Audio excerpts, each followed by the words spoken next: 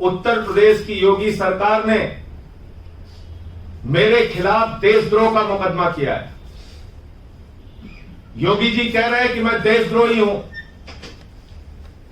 3 महीने में 13 मुकदमे मेरे खिलाफ किए। 3 महीने में 13 मुकदमे उत्तर प्रदेश में किसी माफिया के खिलाफ नहीं हुए कि मान्यवर अगर मैं देशद्रोही हूं तो मुझे जेल में डाल दिया जाए। और मुझे प्रसन्नता है कि आज 12 राजनीतिक दलों के 37 सांसदों ने मेरा समर्थन किया और माननीय सभापति जी ने सदन को भरोसा दिया कि इस पूरे मामले की जांच कराएंगे। लेकिन यह देशद्रोह का मुकदमा हुआ क्यों? क्योंकि मैंने उत्तर प्रदेश में हो रही जाति और अपराध के खिलाफ आवाज उठाया। मैंने उत्तर प्रदेश में हो रही ब्राह्मणों की हत्या का मामला उठाया। मैंने उत्तर प्रदेश में हो रहे दलितों की हत्या का मामला उठाया। मैंने उत्तर प्रदेश में हो रहे राजभर समाज, मौर्य समाज, पाल समाज के साथ, यादव समाज के साथ, निषाद समाज के साथ हो रहे अन्याय का मुद्दा उठाया। इसलिए मेरे ऊपर देशद्रोह लग गया, क्योंकि मैंने विक्रम जोशी पत्रकार का मुद्दा उठाया, क्योंकि मैंने 3 बार के विधायक निवेंद्र मिश्रा की हत्या का मुद्दा उठाया, क्योंकि मैंने संजीत यादव के अपहरण और हत्या का मुद्दा उठाया, ब्रजेश पाल के अपहरण और हत्या का मुद्दा उठाया। वो मोहित रिक्शा चलाने वाला दलित युवक जिसको थाने में लाकर पीट पीट के थानेदार ने मार दिया लालगंज रायबरेली में, मैंने उसका मुद्दा उठाया। एक नहीं 1000 मुकदमे मेरे ऊपर कर दो, जितना चाहे जेल में रखो, लाठियां चलवाओ, मुकदमे लिखवाओ, लेकिन आप ये कभी मत सोचना योगी जी कि मैं अपनी आवाज बंद कर दूंगा। कभी मत सोचना कि मैं जुल्म के खिलाफ बोलना बंद कर दूंगा। कभी मत सोचना कि मैं इन हत्याओं के खिलाफ अपनी आवाज नहीं उठाऊंगा। मैं बार बार अपनी आवाज उठाऊंगा। 20 तारीख को जाऊंगा, अपनी गिरफ्तारी दूंगा। आप उत्तर प्रदेश के लोगों के लिए, उनकी आवाज उठाने के लिए अगर मुझे गिरफ्तार करना चाहते हैं तो मुझे जेल भेजिए। आज जिन दलों ने, सभी पत्रकार बंधुओं को नमस्कार। सत्ता के उत्पीड़न, सत्ता के दम, सत्ता के अहंकार और सत्ता की जातियों की बहुत सारी कहानियां आपने सुनी होंगी। लेकिन आज जब मैं आपसे बात कर रहा हूं, अपना पूरा जीवन देश और समाज के लिए समर्पित करने के बाद उत्तर प्रदेश की योगी सरकार ने मेरे खिलाफ देशद्रोह का मुकदमा किया है। योगी जी कह रहे हैं कि मैं देशद्रोही हूं। 3 महीने में 13 मुकदमे मेरे खिलाफ किए। 3 महीने में 13 मुकदमे उत्तर प्रदेश में किसी माफिया के खिलाफ नहीं हुए।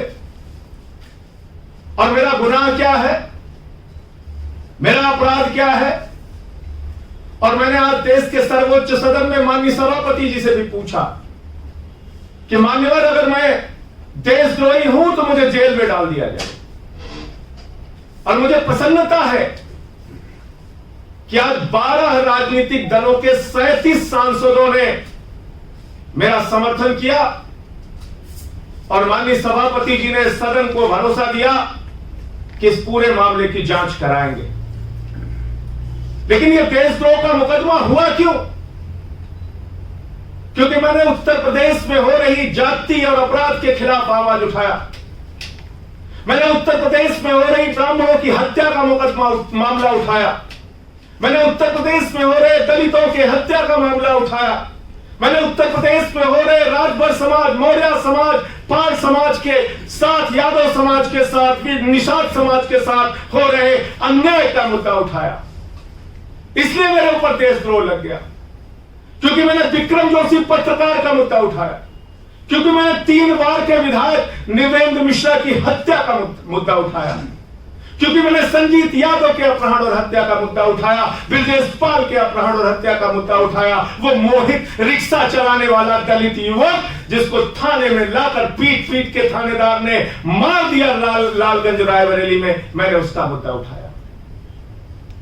और इसलिए मेरे खिलाफ देशद्रोह कर दिया गया, क्योंकि जब पूरा देश कोरोना से जूझ रहा है, इस महामारी से लड़ रहा है, पूरे देश में लोगों की जान जा रही है, उत्तर प्रदेश के 2 मंत्री अपनी जान गंवा चुके हैं, कई विधायक पॉजिटिव हो गए हैं, जनता के रोज 5-6 हजार नए केसेस आ रहे हैं, उस समय हमने कहा उत्तर प्रदेश में ऑक्सीमीटर के नाम पे घोटाला हो रहा है, थर्मोमीटर के नाम पर घोटाला हो रहा है।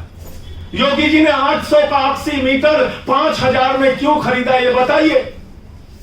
मैंने सदन में मुद्दा उठाया कि 1600 का थर्मोमीटर 13000 में क्यों खरीदा, बताइए। 800% कमीशन, शमशान में दलाली। ऐसे समय में जब कोरोना से लोग मर रहे हैं, आप दलाली और भ्रष्टाचार कर रहे हैं, यह मुद्दा मैंने उठाया और उसको लेकर एक सर्वे कराया। जब उत्तर प्रदेश की जनता के बीच में गया, जहां जहां उनसे मिला, जानकारी ली, तो मैंने सर्वे कराया कि उत्तर प्रदेश की सरकार पर आरोप लग रहा है कि वो जातिवादी है, ठाकुरवादी है। 63% लोगों ने हमारे सर्वे में हां कहा, 29% लोगों ने ना कहा। 63% लोगों ने कहा कि हां, यह सरकार जातिवादी है। तो जातिवाद करना, उत्तर प्रदेश में हत्याएं हो रही है, हत्याएं कराना, उत्तर प्रदेश में लूट की घटना हो रही है, लूट की घटना होना, मासूम बच्चियों के साथ बलात्कार हो रहा है, बलात्कार की घटना होना, यह देशद्रोह नहीं है। लेकिन अगर आप ये पूछ लेते हैं कि यह सरकार जातिवादी है या नहीं है, तो वो देशद्रोह है। मुझे देशद्रोही बना दिया गया। आपने कभी आज तक सुना नहीं होगा, हिंदुस्तान में महोबा के एक एसपी और डीएम, उन्होंने इंद्रकांत त्रिपाठी नाम के एक व्यापारी से रंगदारी वसूली, रंगदारी, और जब पैसे देने से उसने मना कर दिया उस व्यापारी ने, तो गोली मरवा के उसकी हत्या करवा दी। योगी जी, हत्या करवाना देशद्रोह है। और आप कह रहे हैं कि मैं देशद्रोही हूं इसलिए कि आपके चेहरे को बेनकाब किया, इसलिए कि आपके चेहरे से जो ये घोटाले आप कर रहे थे, इस पर्दे को हमने खींच के, नोच के आपके चेहरे को सबके सामने किया। और हमने कहा कि पीपीई किट में घोटाला मत करो, ऑक्सीमीटर, थर्मोमीटर में घोटाला मत करो। और तो और एक एनालाइजर जो 1,45,000 का जेम पोर्टल पे, सरकारी पोर्टल पे मिलता है, वो योगी जी ने 3,30,000 रुपए में चीन की कंपनी से खरीदा। चीन की कंपनी से, जिसका बहिष्कार करने की बात भाजपा कहती है, जिस चीन ने हमारे 20 जवानों को शहीद कर दिया, उस चीन से 3,30,000। तो मैं योगी जी से कहना चाहता हूं, मैं जा रहा हूं 20 तारीख को इस देशद्रोह की नोटिस में। पहले आईटी एक्ट में मुकदमा लिखा गया, पहले अज्ञात में मुकदमा लिखा गया, लेकिन जब मैंने कोरोना घोटाले को उठा दिया संसद में, तो कल ही शाम को मेरे पास नोटिस आ गई और उसमें देशद्रोह की धारा बढ़ा दी गई। आईटी एक्ट की धारा में देशद्रोह की धारा, और कोई शायद धारा छूटी नहीं जो धारा न लगा दी गई हो।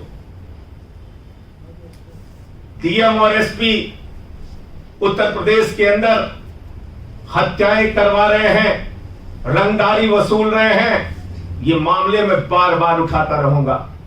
कोरोना में घोटाला हो रहा है, ये मामला मैं बार बार उठाता रहूंगा।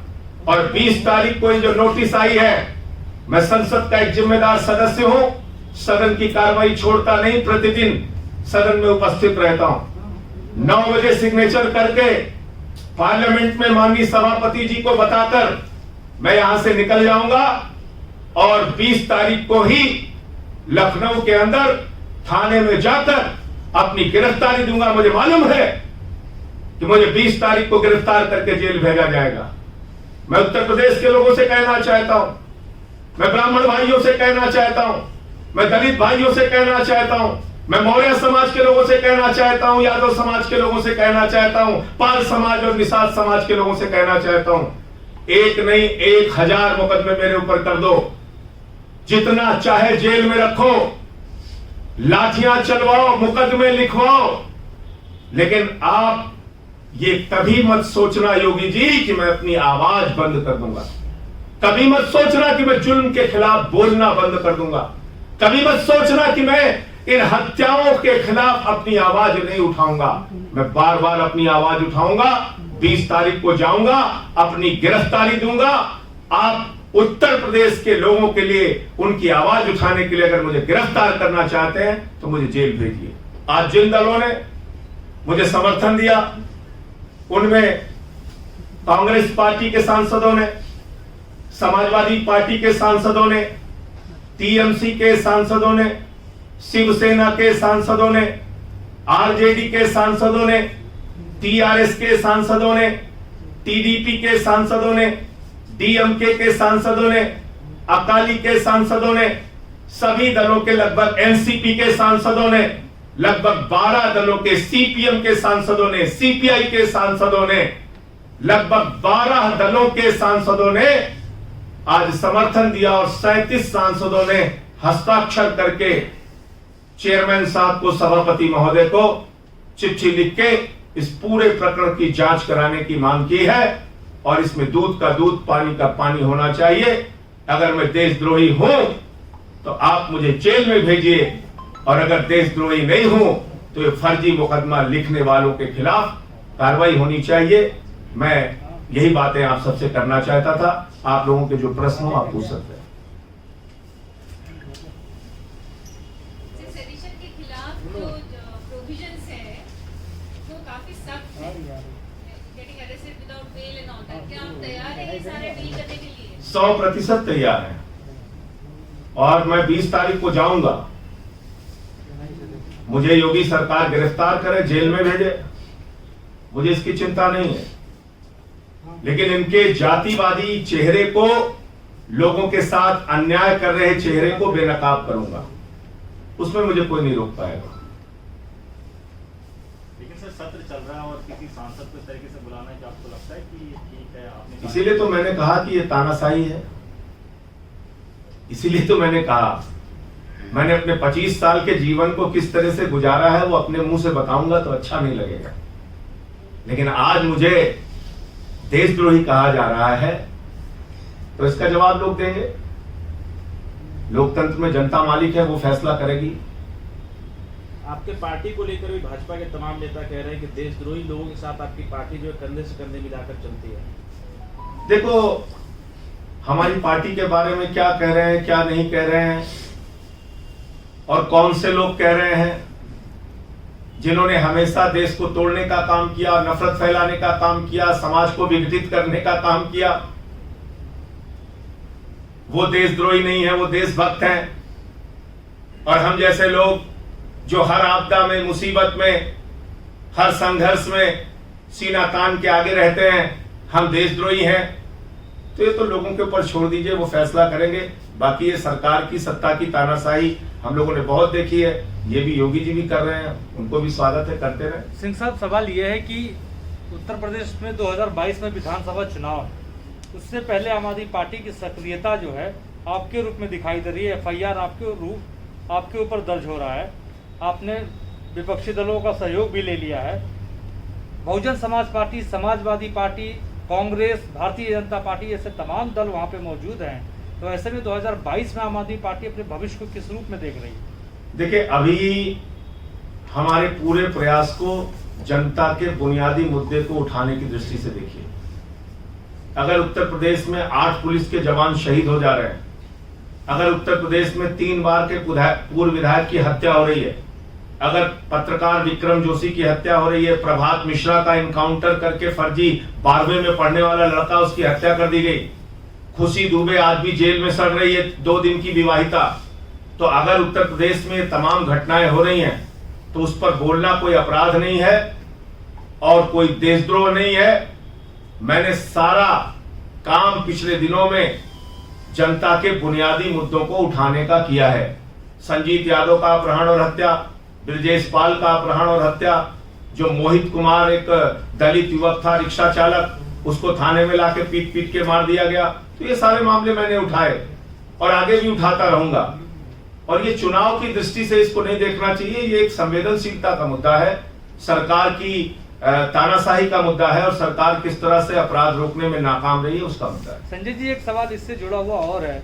अभी हमारे सहयोगी दीपक ने भी यही सवाल पूछा कि संसद का सत्र चल रहा है, ऐसे में आप 20 तारीख को वहाँ पर पहुँचेंगे, हस्ताक्षर करके वहाँ पे आप जाएंगे, सभापति को बता के आप जाएंगे, तो क्या ऐसे में आपकी गिरफ्तारी हो सकती है? क्या संविधान सम्मत है ये? अब देखिए, जिन लोगों को कानून, संविधान, नियम, किसी चीज से कोई मतलब नहीं है, वो कुछ भी कर सकते हैं। लेकिन मैं सिर्फ इतना कहना चाह रहा हूं कि इन बदर भुर्कियों से, इन मुकदमों से, इन कार्रवाइयों से मैं न रुकने वाला हूं, न डरने वाला हूं, न थमने वाला हूं। मैं अपना काम करता रहूंगा, उनको जो करना है करने दी।